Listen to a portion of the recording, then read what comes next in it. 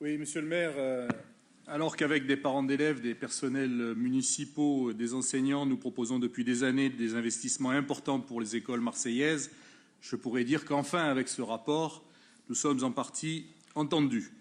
Nous pourrions avoir un consensus de satisfaction et d'enthousiasme. Pourtant, ce rapport dont nous partageons le but, à savoir rénover et construire des écoles, est plus que critiquable sur de nombreux aspects.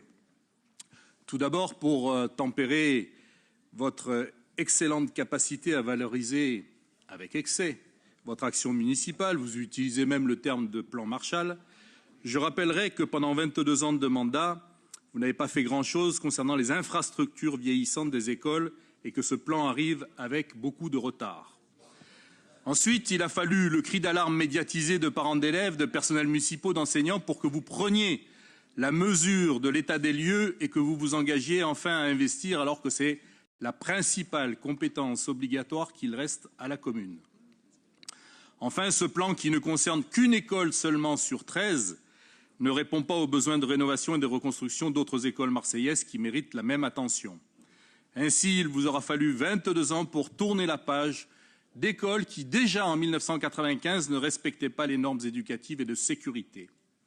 Mais l'aspect le plus critiquable concerne le mode de financement avec un partenariat public-privé, sous l'appellation de marché de partenariat, pour abandonner la maîtrise d'ouvrages publics qui aurait permis de garder la gestion publique et qui aurait fait travailler des personnels municipaux qualifiés. Alors d'emblée, je préfère le dire, nous ne sommes pas opposés par principe au partenariat public-privé, mais à Marseille, ce recours est quasi systématique. Je rappelle que la procédure du PPP doit être exceptionnelle, conditionnée à une urgence et une complexité particulière et à un intérêt économique incontestable. Or, il n'y a ni urgence, puisque pendant 22 ans, vous n'avez pas estimé indispensable de réaliser ces travaux, et en politique, gérer, c'est anticiper. Il n'y a ni complexité, ni intérêt économique incontestable. D'ailleurs, monsieur le maire, je vais vous devancer, ne prenez pas l'exemple sur la L2 pour nous renvoyer dans nos cordes, c'est un sujet que je connais très bien. En effet, il y avait pour la L2 un caractère d'urgence, de complexité et d'intérêt économique incontestable. D'autre part, dans le montage financier, les 3 collectivités aux côtés de l'État n'ont pas eu recours au même type de financement. Par exemple, la région a emprunté sa part intégralement à la Banque européenne d'investissement à des taux d'intérêt très faibles et elle a conventionné avec l'État et avec l'opérateur, ce qui fait que la région n'a pas eu à payer la TVA, contrairement au département et à la communauté urbaine.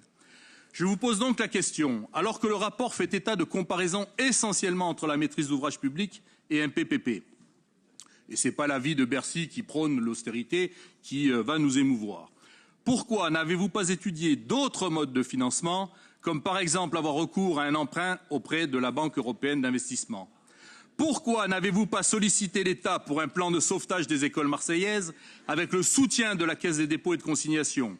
Un emprunt ou un plan de sauvetage pour un grand plan d'investissement avec un volet construction-rénovation, mais aussi avec des projets éducatifs, culturels, sportifs qui permettraient qu'enfin les petits Marseillais bénéficient réellement de tout ce que vous mettez en vitrine.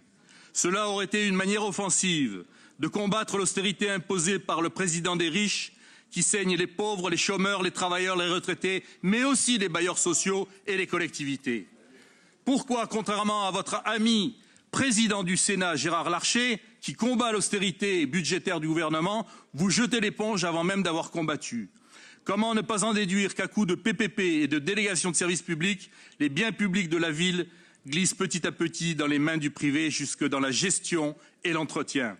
C'est une manière de participer à casser les services publics et l'emploi public municipal. En conclusion, et pour toutes ces raisons, nous voterons contre ce rapport. Monsieur Jérémy.